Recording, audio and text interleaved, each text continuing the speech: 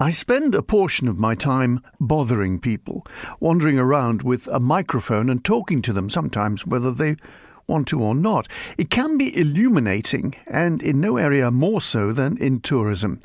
In the two previous programmes in this short series, I reflected on the disastrous fire at Summerland 50 years ago.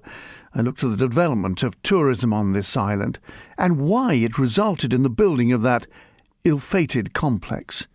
I looked at the events of the night of August the 2nd, 1973, and the immediate aftermath. In this programme I ask, where is Manx tourism going? Where does the government hope it will go? Ambitious indeed is their target, 500,000 visitors annually, of all sorts. 500,000 visitors? Is that possible? Don't give them what they think they want. Give them what they didn't think was possible. Do you know who said that? Well, I'll tell you in a moment. First, though, a quote which will be rather more familiar. Ask not what your country can do for you. Ask what you can do for your country. The first quote was from the actor Orson Welles, incidentally. I am sufficiently long in the tooth to remember sitting on the railings on the promenade in Douglas, the previous railings, the previous promenade, and being entertained by the numbers of visitors. You could just sit there and watch them passing by and look at them and think, well, this is a jolly place to be. In those days, in the early 70s, the sweep of the boarding houses offered not just affordable accommodation, but entertainment as well. Douglas was an exciting place to be in the summer. It throbbed. From the moment of arrival, it's flowers all the way as they start their first journey on this enchanted isle, swinging away from the airport on the drive to Douglas, capital of the island and its main holiday centre. Here, their fellow holidaymakers are already enjoying themselves, strolling through the lovely promenade gardens, soaking up the sunshine. Two girls move along rather more purposefully, determined not to miss a thing. But this chap is not quite so energetic. It's a bit too hot for all that effort.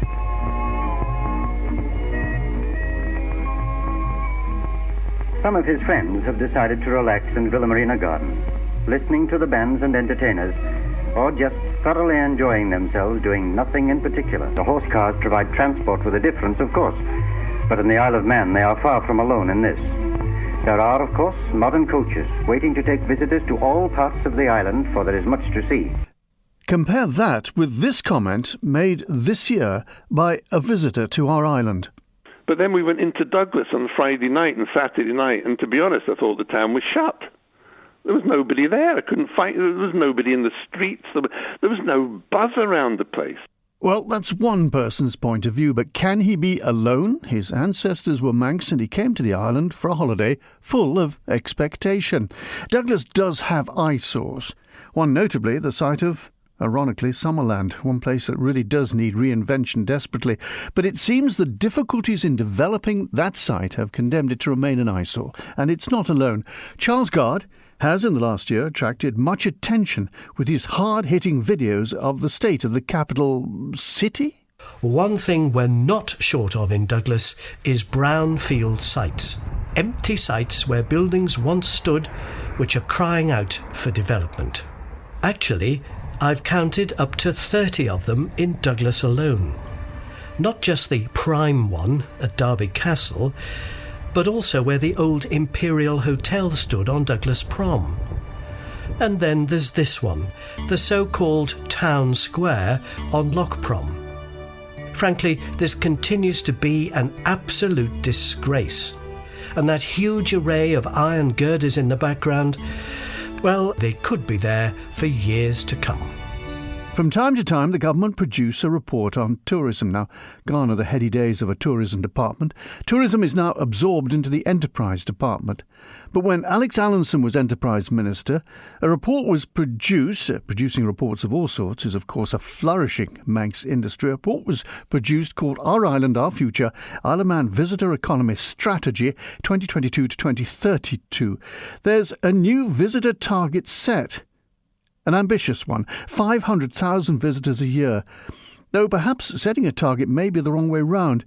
why not provide the occasional wow factor with a product that is really good all round and sit back and watch the numbers rise? But putting that to one side, the years in which the island scored best with visitors' numbers was 1913, 663,000, and that was almost matched in millennium year 1979, when an enormous effort was made to bring people in. The minister's forward in this report says this document is firmly focused on the development of a more compelling and competitive visitor offer that will raise awareness of the Isle of Man as a visitor attraction. Now, top of most people's list of no-nos is the cost of travel here and away, of course. It's predictably one of the challenges that the report lists. It says it is perceived as a barrier for a significant proportion of our target and short-break visitors. Is there a way, though, to drop this cost? Well, let's return to visitor Norman Quirk, who's listed a series of things which, she says, seems to indicate that the island is not really interested in tourism. In Scotland, apparently, they have tackled this problem of the cost of travel. He says, well, I'm used to living in the west of Scotland here and used to live in an island, so I use the ferries a lot, and I was quite taken as to how expensive the ferries were to the Isle of Man, and particularly when I got there and found out that there's no subsidy given to residents, because it's a very expensive way, and it's really the only way you can get off the island, obviously, with your car. And I just found it was really disincentive to tourists coming to the island, given the high cost. In the islands of Scotland, does a subsidy exist for locals? Well, we have RET, which is Road Equivalent Tariff, which is basically that you pay based on what it would have cost if you'd been driving that distance. And before that came into being, residents could buy bulk books of tickets, which gave them quite a significant discount on the published prices. So yes, there was an incentive and a support to locals because, of course, they needed the ferries as a lifeline service. The government's tourism challenges also include this: we are not making the most of our USPs, our unique selling points, our coastline, our countryside, our heritage, culture and arts, and our food and drink. Well, let's look at that top one, USPs. Well, here's a USP down here, which is not given an awful lot of attention, it has to be said. I'm sitting on a beach in the south of the island. There's rock armour all the way along here which I can sit on, and it's coming up to high tide, so the sea is almost lapping at my feet. It's a lovely sandy beach, blue sea. All the seas around the island apart from Laxey and Peel are now cleaned, and it is really a tremendous asset. And one would imagine people coming from Britain, apart from North Scotland where the sea is pretty clean, mostly around the British Isles the sea is not clean. It's rather grey and murky. But here it's beautifully blue, clear, and it's a pleasure to dip in, although it is a bit invigorating, it has to be said. Now, if the island is to get 500,000 people here, every opportunity should be exploited, one would assume. And this is surely an opportunity. But looking along, nobody here really. No, nobody at all. I'm completely on a deserted beach here. There are no facilities, apart from the rocks to sit on. There are no toilets, definitely no cafes. I quite like it that way, because it's nice and quiet and private. But surely this is a facility that, if the island is serious about really boosting its tourism numbers, this is a facility that could be looked at, and at least looked as if it's a place where people should be encouraged to go to and enjoy themselves on their holidays.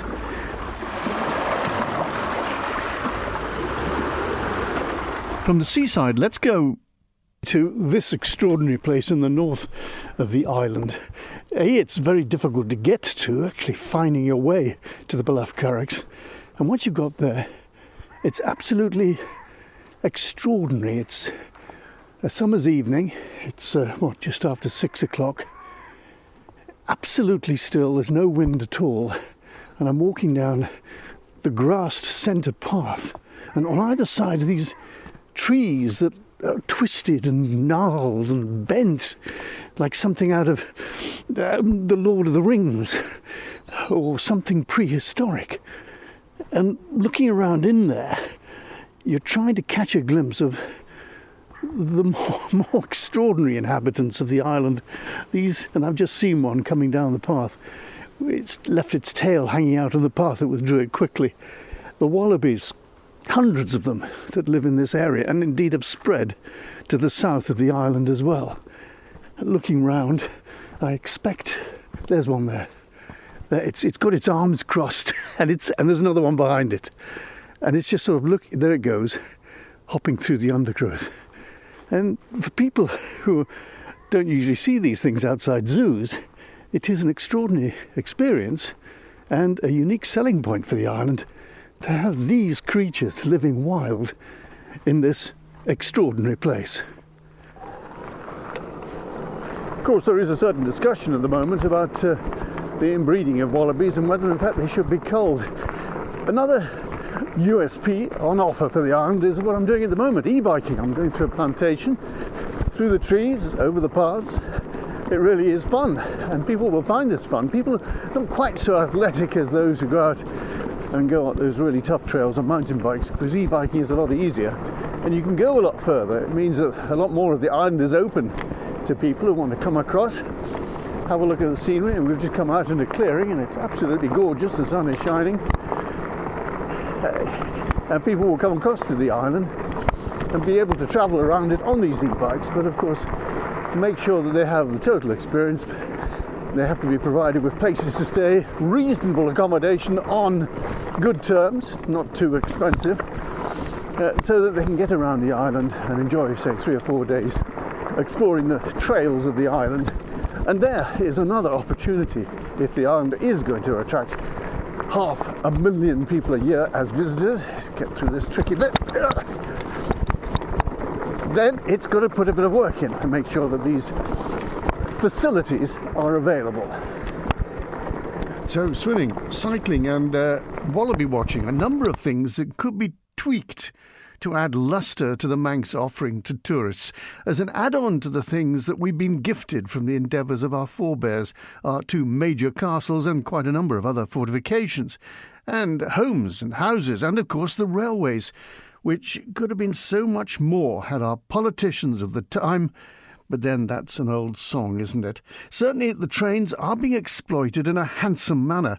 The various themed trips attract good audiences, and the station appears to be the first halt for many of those who come ashore from the cruise ships, like this couple who came a long way to see us. You're from America? Yes. Whereabouts in America? Wisconsin. Wisconsin. So is this your first time to the island? Yes. And what do you make of it so far? I know you've only just come ashore. Just come ashore about 10 minutes ago. It's 10 minutes beautiful. ago. It's beautiful. It's a beautiful. We have a beautiful day. And what are you going to do with your We're time? going up to the train station and going to Castletown? Castletown. Yes. So you don't have trains like this back home, presumably? You don't have small steam trains on narrow gauge railways? Well, in some little areas, in older areas, just nostalgia type things. Yeah. You know. Nothing working. Yeah. Nothing Museum type things. Yeah. Yes. But this one is a working railway, and That's you get correct. on board. What else will you do? You're going down to Castletown just to have a look around? Yes. Just kind of explore. The Nothing government- really planned. The government will want to know, are you going to spend money with us? Of course. Of course. In what way? What lunch? We'll eat and we'll have some beers. Yeah.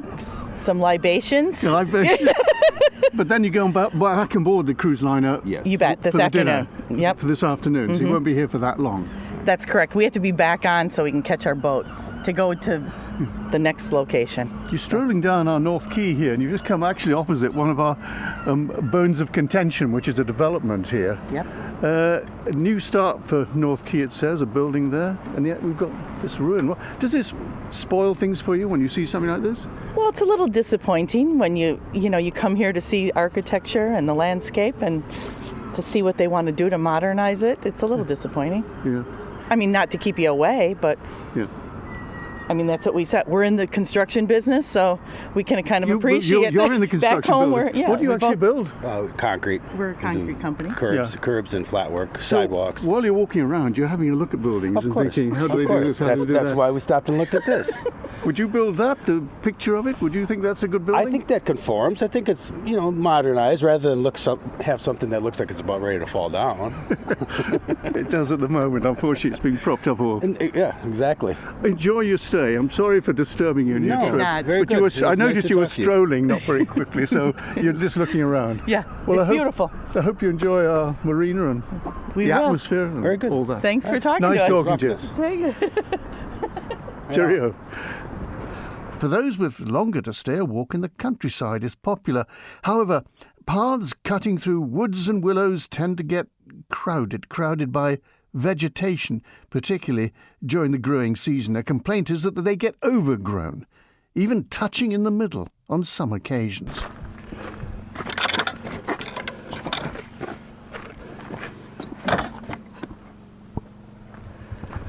The island is blessed with many footpaths, many miles of footpaths, but the problems with footpaths is, here in Glen Chas, is that come the growing season, they grow, and they tend to, unless they're looked after, meet in the middle. A lot of people come to the island for the walks. I mean, we advertise them quite extensively, and they will have seen well-kept footpaths around the place. Now, we have the footpaths. The problem is, and it's very labour-intensive, of actually keeping them clear and keeping them looking very good. I mean, this is well maintained, this path here, this steps going down here. And the vegetation is quite thick on either side, and it is quite passable. There's no problem with this one. But there are complaints that certain footpaths on the island are allowed to meet in the middle, and to get through them you need a machete and cut your way through. Perhaps that's a USP we could exploit. Come over to the Isle of Man with your machete, hack your way through our jungles, live life to the full. Perhaps, but then again, perhaps not. And a problem with winding, beautiful country lanes is that they get overgrown as well. Ah, madam, you're walking the dog here in Glen Chas. Yes. The footpaths are very close together. I mean, really, you have difficulty assuming that this is a two-way road. But what about when these overgrow? Is that a problem? It these is hedges? a problem. It's a bad problem. Very bad, yes. Like I said, they used to cut them. Oh, there's a cyclist coming down. Hello. That's certainly well used, yes. So this grows out and it makes the road even narrower. Yes. So how often do they cut it? Once a year. Just once? Once. What time of the year? They've just done it. Just done it now? Just so done this is it now. halfway through the There's- summer? Yes. But it could do probably with a couple of times, couldn't Like I it? said, they used to cut it twice a year, but they don't anymore. That's presumably down to manpower and expense. It is, yes. But you feel it needs doing? It does. It wants doing twice a year, definitely. This series of programmes has reflected on tourism now and the reasons why this conservative island spent millions, 2.5 million at the time, but that would be much more now, on the Summerland complex in Douglas. It was designed to score heavily when the wind blew and the rain fell. So what is the view of the tourist these days when that happens? Do we need some kind of major indoor facility to keep people out of the weather? Well, I chose a rainy day to go out and talk to visitors, and one aspect was, do other resorts across have facilities that the Manx might consider? You've got people, going from where I live to North Wales, to Festiniog, to the mines. To the mines, and also they have a water centre there where they have paddleboarding and the likes, and also surfing as well. So they you have can like actually an do the automatic paddleboarding wave undercover there, in effect. Yeah, and they have one of those wire things that you can fly Zip down. line. Yeah, a zip line at 200 mile an hour or whatever it is. So you reckon the island could do with something like this? Well, it's got They're quite expensive, aren't they? Well, yeah, but you've got the valleys and whatever, haven't you, to be able to sort of. I suppose the island is pick some competing else. with places like Blaenau Festiniog. People see that and say, there's something missing here. Well, it's pouring with rain, and with me is a visitor to the island. Your first time? Stephen Coupland, yeah. Where'd you come time. from? From Darlington in County Durham. So this weather is pretty awful for July. It's throwing it down with rain. What do you make of it? It's unbelievable for July. It's surprised us, the weather, but then again it's the same back in Darlington now. Suns are back in Darlington, it's exactly the same there. It's doing the garden good. It's doing. You've been here for a few days. We came a week yesterday, so this is our 8th, 9th day. Our 9th night tonight. Quite a long time for a trip to the island. What have you been looking at? What have you been Everything. seeing? We bought the 7-day bus pass, which is an absolute bargain. And we've been to Port Erin, been to Ramsey, Laxey, Castletown, What do you go on holiday to do? What do you go on holiday to see? Just to walk round and see the sights. And I mean, we've loved the tram. We've loved the train. Outdoor life, walking and seeing nice things. And the paths. You can't beat it in this place. There are some complaints that the paths are overgrown and that it's a fight to get through them. Have you found that? Well, no. I plan to do the full walk around the island. Is it 94 miles? Yeah, I plan to do that. Towns with the castles and the scenery, the harbours. It's lovely. So you look absolutely miserable now. You're huddling in a doorway here. No, that's all right. It's just a bit of wet weather. We're used to that anyway. So you're from the Isle of Wight, but that's not an Isle of Wight accent. Yeah, Isle of Wight accent. That's what it sounds like, is it? Born and bred. So you're used to islands. Oh yeah, I've had a couple of ferries to get to here, but always wanted to come to the Isle of Man. Why? Oh, never been. Always wanted to come there, to see a bit of different wildlife. What have you heard about us? Well, it's just a independent island in the middle of the Irish Sea. And I like the idea of it, the old TT races, and I like motorbikes. So, well, you're huddling, as I say, in this doorway. What are you going to do when it finally stops raining? Well, we thought we'd do a bit of shopping today around Douglas. So it's quite a few. How many is over? Well, we're on a coach trip, a full coach trip. Yeah. So not only from the island, but from the south of England.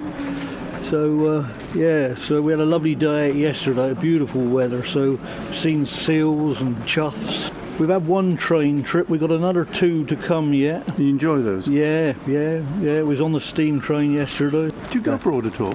We used to do, but COVID stopped us doing that. We haven't been away since 2019 abroad. And we've stayed in Scotland, England, we've done the Cotswolds, we've done the Northumberland coast, we've done the tour of Scotland, the 500 How around does this Scotland. compare? This is marvellous. It's marvellous. The scenery is excellent. It's as good as being in Scotland or anywhere else. The mountains aren't as dramatic, but the scenery is just as nice.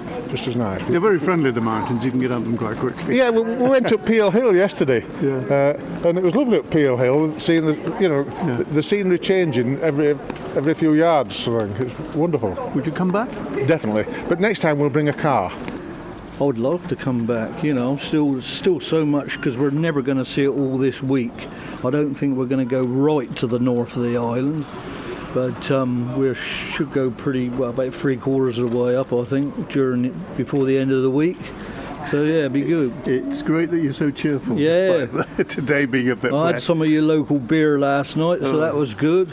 yeah, that was very good. But yeah, it's been interesting to see how it all sort of pans out, having a walk about. But I find it very, there's a lot of shops, a lot of things to see and do. See, because people say a lot of shops are shutting down, but you don't find that. But it's not overcrowded. We went to Castletown yesterday, and I found that very quiet. Ever so nice, but quiet.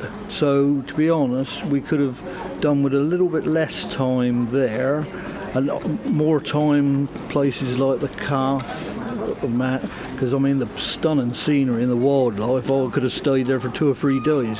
It's fantastic. Lovely big flocks of chuff, and the only thing I didn't see was a basking shark.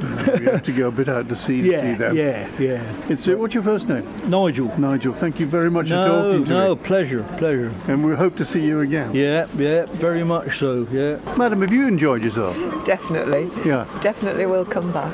But you've got your umbrella up. It's pouring it down with rain. It is. It's been nice, but today is dreadful, but you just grin and bear it and get on with it, do you? Yeah, exactly. That's what we do. Thank you. So we have set ourselves a target of 500,000 visitors a year. Is that achievable with our present setup? Or do we need to improve the offer to be bolder on what we do with the assets the island has inherited? As we've heard, the audience is certainly there, folk who love what is currently on offer, even without major bits of infrastructure for wet days. But putting that to one side, let us just remember the focus of these 3 programmes, the disaster that resulted in 50 lost lives. And 50 years ago, that cruel lesson should not be forgotten. I'm John Moss, Gau Carrail.